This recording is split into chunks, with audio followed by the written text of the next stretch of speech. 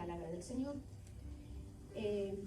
Empieza diciendo que si el Eterno, que si Jehová no edifica la casa, en vano trabajan los que la edifican. Brevemente vamos a ver a qué se refiere el autor de este salmo, que pudo haber sido Saúl, que escribió una enseñanza a su hijo Salomón, o como otras personas opinan, puede ser un salmo que escribió Salomón con una enseñanza que heredó de del rey David.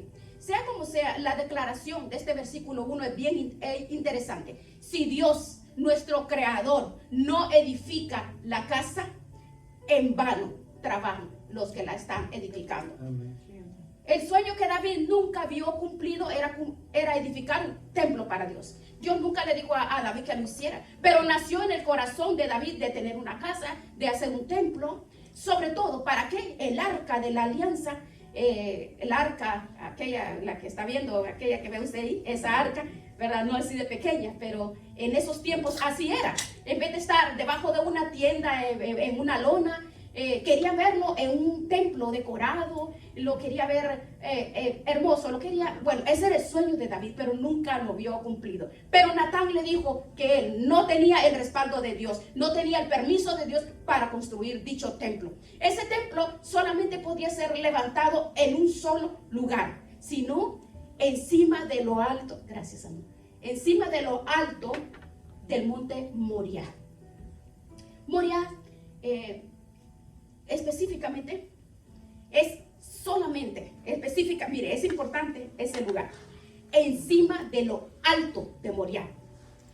Esta palabra es compuesta, donde Dios enseña, donde maestro, donde Él enseña, donde Él es el maestro, es el diminutivo. Es donde Dios es el maestro, es el monte donde Dios me instruye, en el monte me enseña. Allí vivía un señor llamado Arauna. Los antiguos habitantes de Jerusalén, allí subía el rey David. Entonces dice que allí ofreció un sacrificio cuando había muerte por todo lado, cuando había muerte. Bueno, usted sabe que por la muerte que había ocasionado David, fue a presentar un sacrificio en el mismo lugar, en el mismo monte, donde Abraham, el patriarca, había subido con su hijo a sacrificar a su hijo, cuando el Señor lo detuvo y le dijo no lo haga. Todavía ese altar, esa roca es grande. El altar todavía, según la historia, dice que allí está. Allí es como, dicen que según la historia que es el ombligo del mundo geográficamente. Entonces aquí quería construir ese templo, sabiendo que era imposible, según ellos sabían que era imposible limitarlo en un cubículo, en un edificio o en 4 paredes, porque Saúl sabía y Dios le había dicho a David que el cielo era el estrado de sus pies, que no podían contenerlo en ningún lugar. Los judíos le decían, ustedes tienen un templo grande, hermoso, precioso, pero vacío. ¿Dónde están vuestros dioses? Decían los judíos. ¿Dónde están las divinidades? Los griegos, los romanos y todas las culturas levantaban templos, pero los llenaban de ídolos, Apolos, Afrodita y los Ares y todos los idólatras. Pero los judíos nunca pusieron una imagen, porque ellos sabían que adorarás al Señor tu Dios, y los famosos 10 mandamientos. Ellos sabían que Dios les prohibía la idolatría. Por lo tanto, era un templo vacío. Pero en lo más recóndito de este templo había un lugar santísimo, donde estaba el arca de la alianza. Y Salomón iba a construir este templo con la ayuda de miles de personas. Y podía estar tranquilo, porque sabía que él iba a levantar ese templo para que ellos pudieran ir a adorar. Bueno, ellos tenían todo. Dios le dio los planes, dice que le dio los famosos salmos de David para cantar, para alabar, inventó alabanzas, coros, todo. Salomón tenía bronce, plata, oro. Salomón hizo un pacto con el faraón, porque los judíos nunca habían hecho un edificio tan grande. Ellos querían levantar esas piedras. ¿Cómo iban a levantar esas columnas? Más de 70 columnas. Entonces ellos estaban preguntar, bueno, tenía todo como de acuerdo se lo dijo el Señor. Ese templo no tenía arcos, solo columnas. Era muy difícil. Bien, en la ciudad de Jerusalén, estamos tocando un poquito de historia para que veamos la enseñanza, que somos piedras vivas. Nosotros somos esas piedras vivas. Y todas esas piedras vivas fueron las que él hizo pacto con el faraón, pacto de no agresión. Su hija murió en Jerusalén, ahí en el torrente de Cedrón hay una pirámide pequeña, ahí está enterrada una mujer de origen egipcia, ahí murió. El faraón le ayudó a levantar ese templo, pero Salomón sabía que podía tener el oro, los carpinteros, los albañeros, los cantores, el todo. Incluso había naciones que todos los años le llevaban, dice, les llevaban 666 talentos por 45. Solo imagínense cuánto oro recibió para levantarlo. De todos los continentes de la tierra le llevaban marfiles, diamantes, de todo. Él humanamente tenía todo. Ahora, sin el respaldo, sin la ayuda de Dios, no hubiese podido levantarla. Ahora, aquí vamos a ver la primera lección es para nosotros. Nosotros nos podemos esforzar mucho. Es nuestro esfuerzo, claro. Esfuérzate y sé valiente, le decía a Josué 1. Esfuérzate y pelea y sé valiente. El apóstol Pablo le decía a Timoteo, por mucho que nos esforcemos, por mucho que trabajemos, por mucho que trasnochemos, que nos sacrifiquemos, sin el respaldo, sin el favor de Dios, todo lo que nosotros hagamos no sirve para nada. Aleluya. Algunas personas piensan que por trabajar más van a ganar más y se equivocan, porque la palabra no enseña que para ganar más hay que trabajar más. No, para ganar más, entonces tenemos que invertir los puntos. Entonces, veamos, en este salmo dice que si el Señor no edifica la casa, en vano. Esa expresión en hebreo significa para que no llegues al agotamiento físico y mental.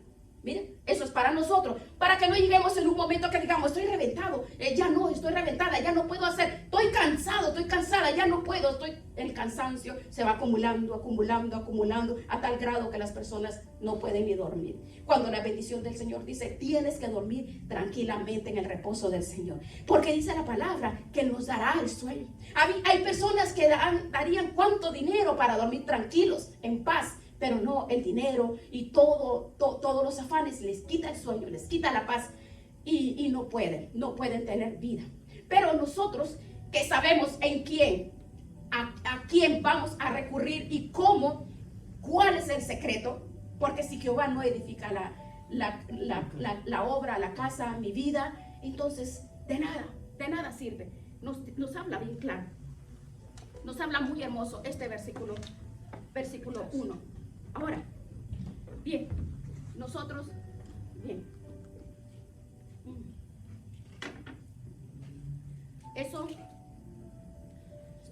somos piedras vivas. Entonces, esas piedras vivas, nosotros como piedras, sí. Entonces, nosotros caminando como piedras vivas. Dios es galardonador de todos los que le buscan. Él es galardonador de todas las personas, porque nosotros comprendemos que humanamente no podemos lograr las cosas, porque Dios nos muestra, nos enseña, nos edifica, nos fortalece, nos guía, nos da inteligencia, nos da virtudes. Dice esta palabra edificar, es la misma que nuestro Señor usa cuando Él dijo edificaré. Dijo nuestro Señor Jesucristo, edificaré mi iglesia. En Génesis 1, veamos, en Génesis, vea lo que dice en este capítulo, en Génesis 1, gracias, edificaré mi iglesia. Génesis 1 nunca amplió esta palabra de construir, sino es el verbo de hacer. Bien, como es verbo de bara, que es hacer, que aparece en la obra creadora, porque dice, en el principio creó. Ese verbo creó es bara y significa crear de la nada. Bien, nosotros sabemos que todas las cosas que son hechas, son elaboradas. El hombre, todo lo que el hombre elabora y todo lo que el hombre con sus manos puede lograr, ya no importa de qué imagen que sea, todo usa una persona, una materia prima para hacer las cosas. Todo, ya sea de madera, sea de cemento, todo mundo utiliza una materia prima. Pero en el verbo bara del Génesis 1 es de la nada, sin utilizar tierra, sin utilizar piedra, sin utilizar madera. Lo hizo con el poder de su palabra. Dijo Dios, sea la luz, y fue la luz. Y dijo Dios, y todo lo que Dios decía se materializaba por el poder de su palabra. Pero Aleluya. cuando nuestro Señor Jesucristo vino, dijo, no dijo crearé, sino dijo edificaré. Y si juntamos nosotros el Salmo 127, si Dios no edifica esta casa, en vano estamos nosotros trabajando, estamos perdiendo el tiempo, nos estamos desgastando, vamos a llegar al agotamiento. Si Dios no respalda la obra, si Dios no respalda mi vida, porque no depende de la fuerza del hombre, no depende del dinero. Dios sabía que no era una casa cualquiera, no era una sinagoga, no era un colegio, la casa de Dios era. Y solamente se podía utilizar para hacer referencia al templo. Pues nosotros decimos, bienvenido a la casa de Dios. No, este lugar es el lugar donde venimos a adorar a Dios. Porque la casa de Dios somos nosotros. Miren, nosotros somos esa casa. Entonces, esto es un lugar donde venimos a adorarlo. Pero Salomón dijo, si Jehová no edificara la casa, ¿a qué casa se refería? A la casa de Dios. Si no está el respaldo, por eso nuestro Señor Jesucristo dijo, yo edificaré mi iglesia. Todo lo que hago y todo lo que digo a mi Padre me da autoridad y me apoya en todo lo que hago, porque Él y yo somos uno. Por eso la iglesia ha permanecido durante estos 2000 años. Pero ahora, pero todos estos, los regímenes y las falsas doctrinas y todas las divisiones que se está atravesando, nosotros lo podemos ver cómo están las iglesias llenas de doctrinas, divisiones, porque el hombre se ha encargado de distorsionar, pero Dios se levanta, Dios nos levanta a nosotros como piedras vivas en el edificio. Pero la piedra angular, la que soporta el peso, es nuestro Señor Jesucristo. La piedra que desecharon esa piedra que desecharon, la piedra angular, soporta todo el peso. Amén. Es Él, y en Él estamos Aleluya. nosotros apoyados. Amén, amén. Los que desecharon los edificadores, viene a ser la Gloria a cabeza Dios. del ángulo. Sí, amén. Y es nuestro Señor Jesucristo. En Él confiamos. Y por Él andamos. Aleluya. Y en Él caminamos. Amén. Por fe. Porque Aleluya. Él edifica mi vida, mi entendimiento, mi corazón, mi caminar. Pero este salmo nos da una paz. ¿Por qué? Porque no dependemos de nuestro esfuerzo personal, sino del respaldo de Dios. Aleluya. El respaldo de Dios. Ahora, el respaldo de Dios, ¿cómo lo aplico en mi vida? Usted pregúntese, ¿Dios está respaldando lo que yo hago? Es una pregunta que nosotros todos debemos de hacer. ¿Nos está respaldando Dios? No importa si el que predica, el que hace cualquier obra en la iglesia, que evangeliza, que va, que visita, que habla, que enseña, que levantas, nos está respaldando. Estamos viendo el favor, el respaldo, que eso es lo más importante. Amén. Porque, bueno, si la respuesta, si yo digo que en mi trabajo, en mi estudio, en mi casa, con mi familia, en la iglesia, en todo lugar, el respaldo de Dios, yo lo tengo, pues, gloria a Dios si creemos nosotros que Dios es el que me respalda en todo. Ahora, si creemos, si nos hacemos un análisis y sabemos que Dios no nos ha mandado a hacer lo que estamos haciendo, entonces, ¿cómo nos atrevemos nosotros a hacer cosas en las cuales Dios no nos respalda? ¿Por qué estás haciendo lo que estás haciendo? Va a decir el Señor. ¿Para ganar más dinero? ¿Para ganar más sueldo? ¿Para ganar más favores del hombre? ¿Para ganar más cortesía de las personas? ¿Para ganar fama? ¿Para ganar todo lo que el mundo te ofrece, vanagloria de hombres nada más, para poder cubrir tu necesidad y poder vivir como tú quieras vivir. La vida cristiana de una persona así realmente está mal enfocado, porque si ve como piedras vivas, edificando, ¿para quién está edificando? ¿Para quién? Pero una de las cosas es, la vida es corta, de repente la vida pasa, pero hay creyentes, personas que se dedican a hacer lo que Dios no les ha aprobado, que no es la voluntad de Dios, pero al final del mes recibe, es relativamente como comparar vender al Señor por la vanagloria del hombre, para poder tener y abastecer solamente lo que mis ojos ven. Pero yo soy una piedra viva. Pero la palabra del Señor nos dice que para eso nuestro Señor Jesucristo entregó su vida, derramó su sangre preciosa, para que tú y yo marquemos la diferencia, para demostrar que Dios nos enseñó en su palabra un estilo de vida diferente, que Él se manifestó en mi casa, porque yo soy esa casa. Él es el que edifica mi vida, y si me edifica mi vida, entonces, gloria a Dios, porque sabemos que nosotros no estamos caminando en vano, estamos nosotros caminando de acuerdo a lo que Dios dice, el que edifica, el que levanta. Y no importa, por ejemplo, personas que se desaniman. Por ejemplo, hay cantidad en cada iglesia, en muchos lugares, en muchas iglesias, se desaniman porque, ay no, es que no hay personas, no me gusta cómo enseñan, no me gusta cómo aplica la palabra, no me gusta y no me gusta.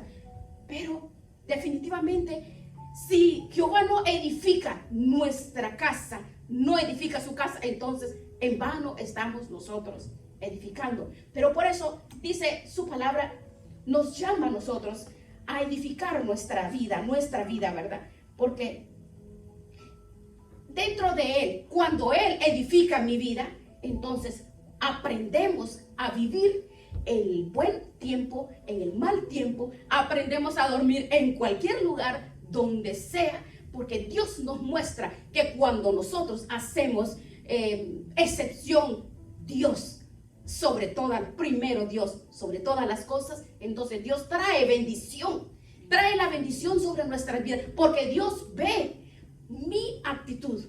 Dios bendice, la bendición abre puertas, porque sabemos nosotros que no es por nuestros méritos, no es por mi fortaleza, no es por mi salud, sino que Dios ve la dedicación, la entrega, lo que el hombre no ve. Dios ve nuestro corazón y ve la disposición. Entonces Dios poco a poco edifica su obra en nosotros.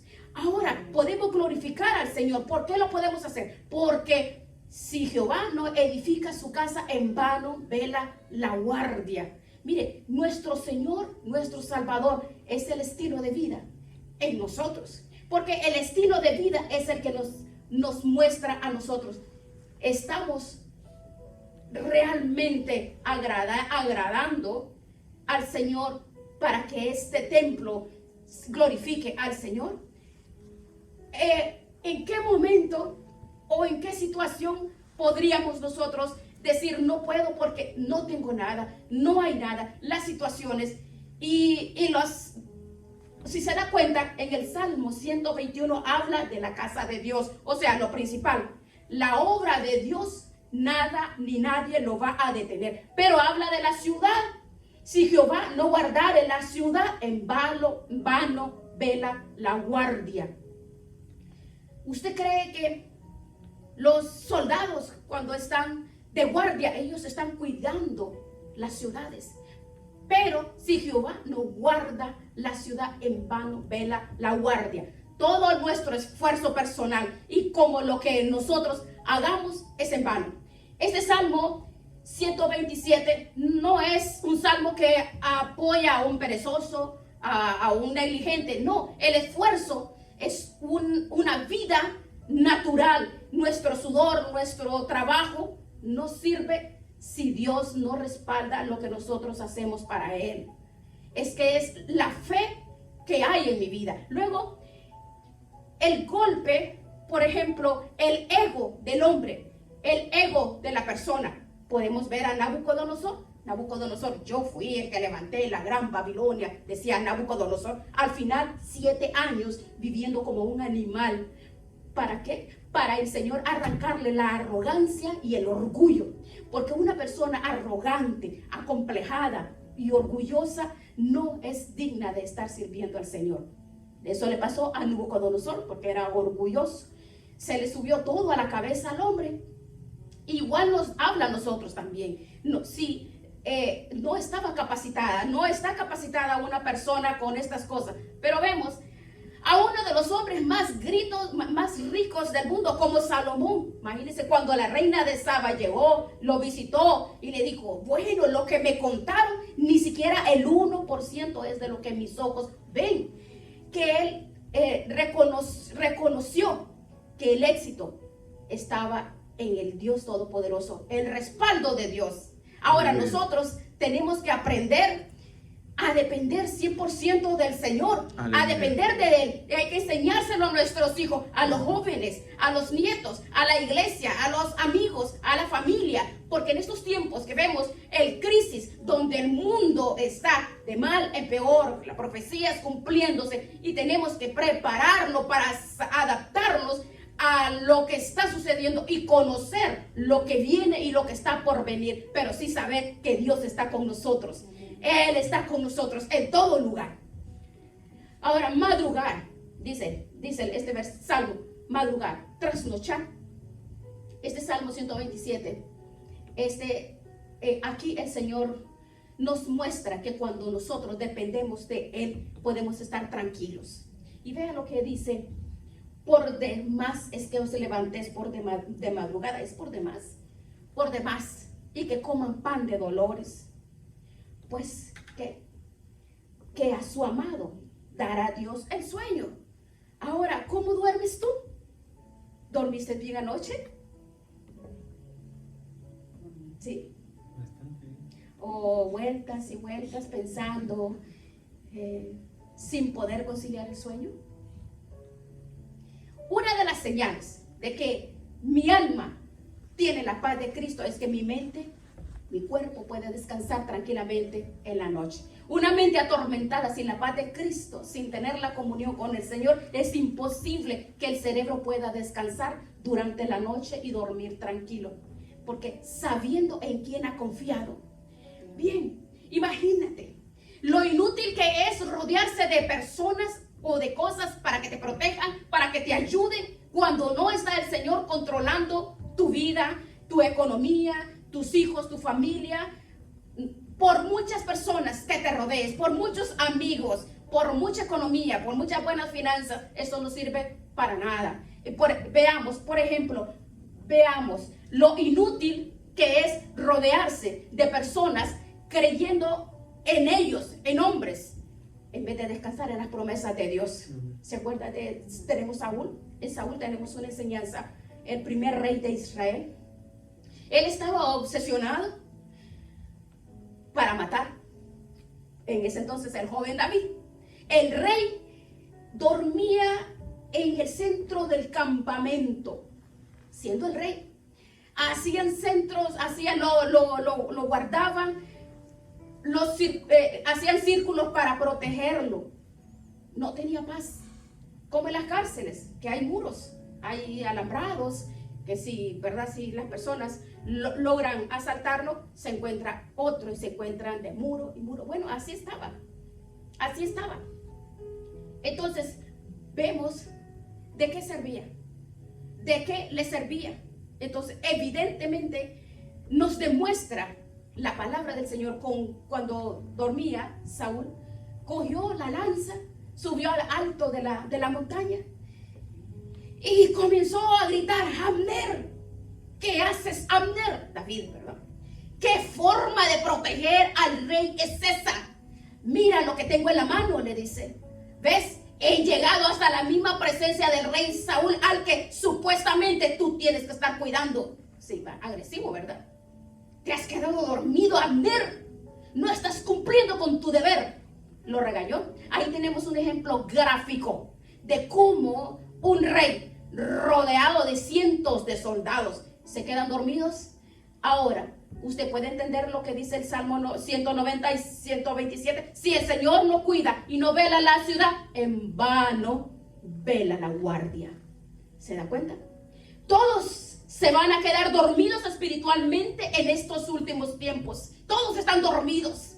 Todos están dormidos. Cantidad de personas, un porcentaje grande de la iglesia se va a quedar dormido. Se van a quedar dormidos porque ese es un tipifica del sistema de lo que estamos atravesando. Los religiosos están dormidos de hace siglos. Son incapaces de discernir los tiempos, las ocasiones, las profecías. Y la iglesia no puede discernir. La iglesia no puede entrar en ese juego. Nosotros, iglesia, es tiempo de despertarnos del sueño. Despiértate tú que duermes y te alumbrará Cristo, dice, ¿verdad? Hay un sueño profundo, el que experimentó Adán. Pero ese sueño lo produjo Dios para que no le estorbara en la obra que el Señor estaba haciendo en él. Pero hay otro sueño de tipo espiritual que te adormece el alma, atonta tu espíritu, que ciega tu entendimiento y que cauteriza tu conciencia y te impide reconocer que a veces lo que estás haciendo no es la voluntad de Dios. Amén. Eso es un juguete, un entretenimiento de Satanás. Eso te da como el tipo de Faraón, te da todo, pero no has hecho nada. Y piensa que está Dios respaldando. No, pero el ministerio, el imperio y todo lo que se hace para agradar al mundo o para agradar a un hombre, entonces no. La palabra de Dios dice, no podemos nosotros tener la conciencia cauterizada. Tenemos que reconocer, porque hay cosas que hacemos que no son la voluntad de Dios. El sistema faraónico se disfraza y de esa forma atrae y te esclaviza. Y a veces se piensa que Dios que está respaldando, pero estás tirando por la borda tu vida. Te ha bajado hasta lo profundo del barco, a la profundidad, porque te has quedado dormido.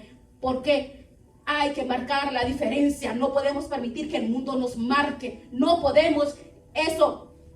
Nosotros no podemos permitir que el mundo nos ate, nos esclavice, nos manipule, porque la manipulación es del infierno. Por eso Salmo 127 es para sacudir mi conciencia y despertarnos ante la realidad. ¿Qué estoy haciendo con mi vida? ¿Qué estoy haciendo con mis recursos? ¿Qué estoy haciendo con mi tiempo? ¿Qué estoy haciendo con mi llamado? ¿Qué estoy haciendo con los dones, con las virtudes? ¿Qué estoy haciendo con el respaldo de Dios en mi vida? Porque si lo que yo estoy haciendo no tiene el respaldo de Dios, ¿para qué lo sigues haciendo? El respaldo de Dios. ¿O es que acaso no dice el Señor en su palabra? El justo, ¿cómo dice? Por la fe vivirá. ¿O es que solamente son palabras bonitas que desde hace muchos siglos atrás los quedó escrito solamente para ver y decir, oh, sí, claro? No. El sistema religioso, las palabras, estas palabras contaminan, enredan, y todo lo que vemos es un efecto que atrae y confunde y quita el discernimiento y cauteriza el alma, y es un espíritu de estupor, el que ve y no ve, escucha y no oye. ¿Por qué? Porque los recursos que el hombre da no es lo que nosotros necesitamos.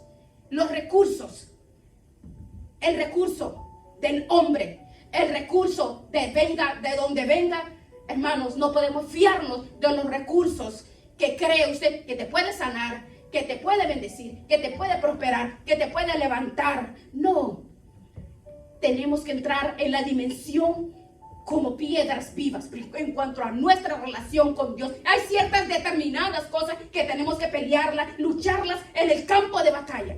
Goliat no se iba a ir por el hecho de que estaba enfrente ahí el ejército de Israel. No, al contrario, el ejército de Israel le atraía, porque la luz atrae los moscos.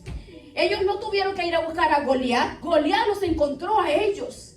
Y aunque Goliat estaba en ese lugar y sabía que iba a ser derrotado porque ahí estaba el hombre de Dios, David. Para Goliat era un atractivo estar en ese lugar. Como es un atractivo, como si usted ve, si usted analiza ese Goliat, ¿quién es Goliat? Goliat está en ese lugar. Goliat sabe que lo van a derrotar. Solo preste atención.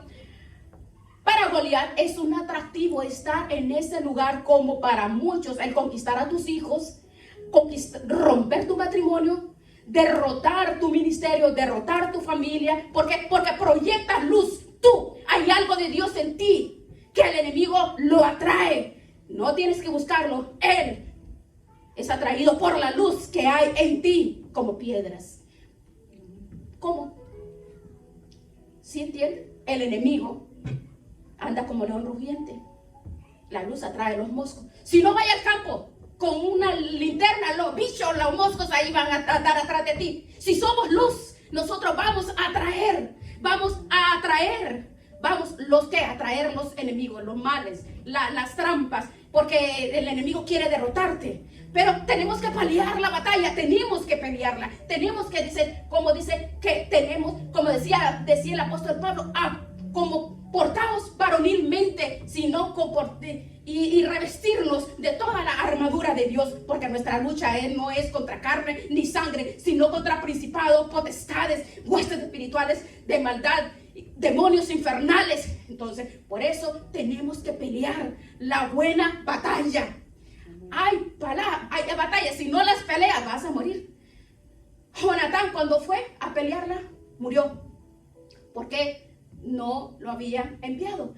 Estás peleando buena batalla o mala batalla. La buena te dará corona de vida, la recompensa del Eterno, pero la mala te quitará tu vida, tus hijos, tu familia, tus nietos, todo lo que tú perteneces, lo que es tu pertenece. Hay bendiciones que vienen a ti, pero cuando lo peleamos, ahí están los amonitas, los jerefeos, los amorreos y todos los feos.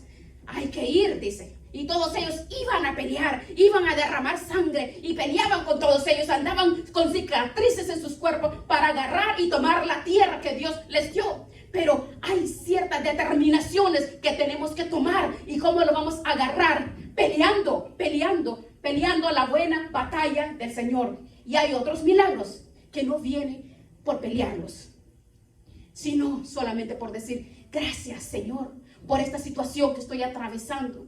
No, gracias no es una palabra mágica.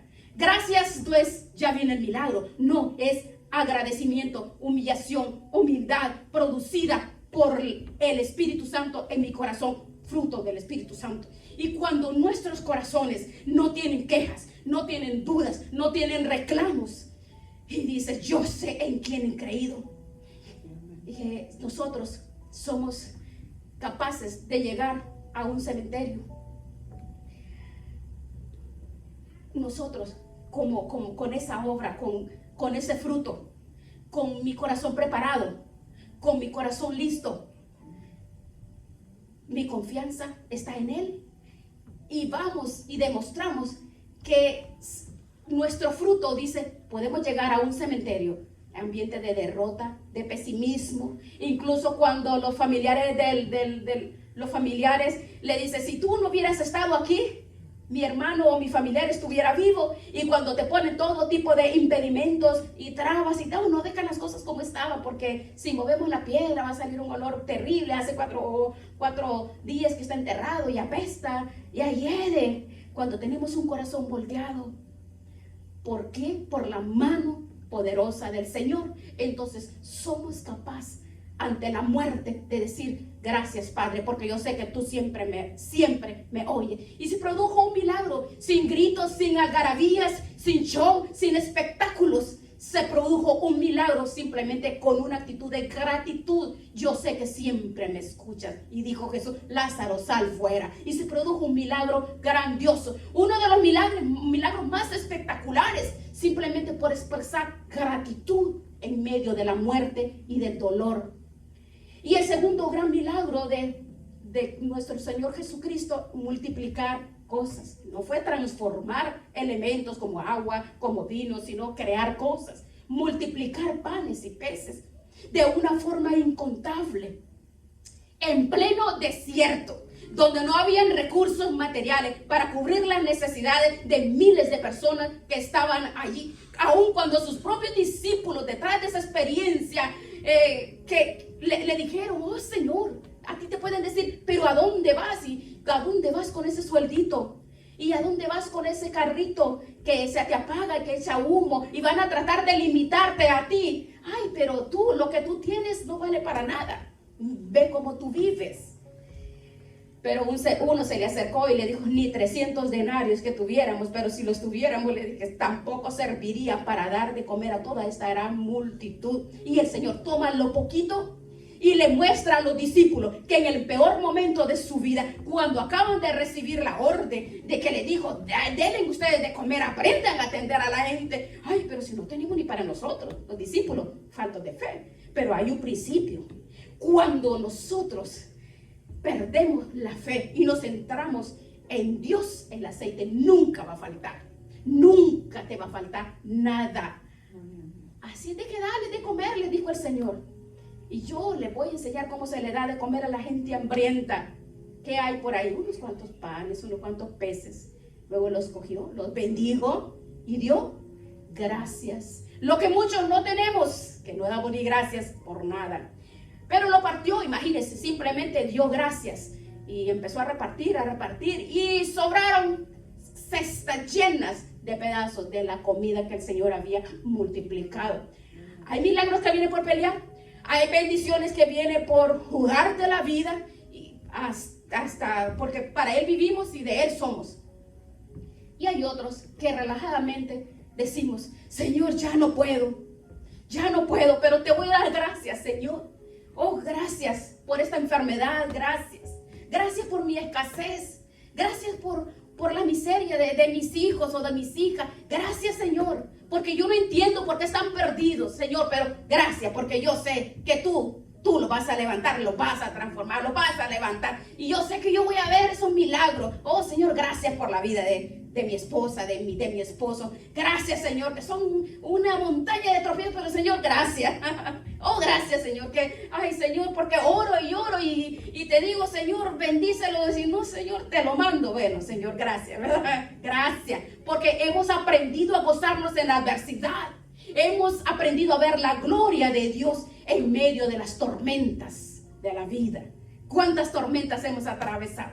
¿Cuántos desiertos hemos atravesado? ¿En cuántas cuevas nos hemos metido espiritualmente hablando? Pero de todas el Señor nos ha sacado. De todas.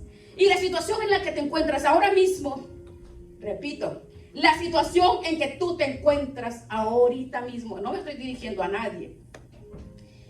La situación en que tú te encuentras, porque somos muchas personas, cada uno, si hablamos cantidad de cosas, entonces es la palabra del Señor. Y nos dice el Señor, nos dice a todos nosotros, la situación en la que te encuentras ahora mismo, en tu casa, en tu hogar, en tu familia, con tu esposo, con tu esposa, con tus hijos, enfermedad, Dios la ha permitido.